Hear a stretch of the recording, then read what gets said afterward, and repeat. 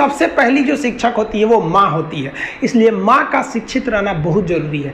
अगर कोई शिक्षित माँ है तो वो कभी भी अपने बच्चे को शिक्षा से दूर नहीं करेगी।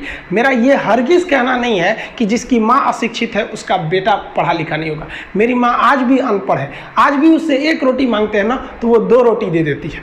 दुनिया की सबसे अच्छा अलार्म जो होता है वो माँ होती है। आप कहिएगा सुबह 7 बजे उठाने के लिए, वो आपको 6 बजे ही उठा देगी और कहेगी बेटा 8 बज गया आपको। इस दुनिया में आपको सबसे बेहतरीन ढंग से जानती है कोई तो आपकी माँ, वो और दुनिया से आपको 9 महीने पहले से जान रही होती है। कहा जाता है कि मेरे नसीब में एक भी गम ना होता अगर मेरी तकदीर लिखने का हक मेरी माँ को मिला होता है। माँ बचपन से पाल के बड़ी होती है। आइए यही ना है छोटका, बड़ा होके क्या बोलेगा, माई वाइफ माई लाइफ। गजब बबुआ गजब, इतना उम्र पे छोड़ दी रहती माई ना तो कुत्ता नोच के खा गया रहता, बड़ा होके कहेगा माई वाइफ माई लाइफ।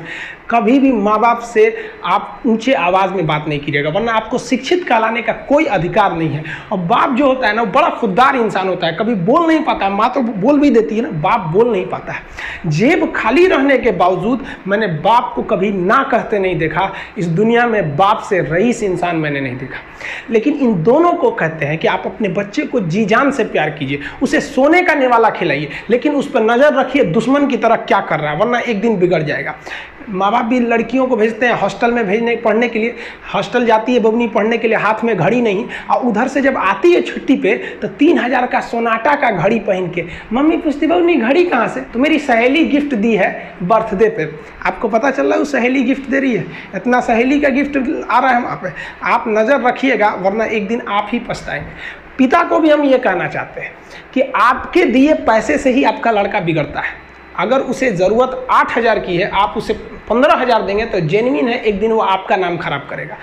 पैसा ही इंसान को ज़्यादा बिगाड़ता है।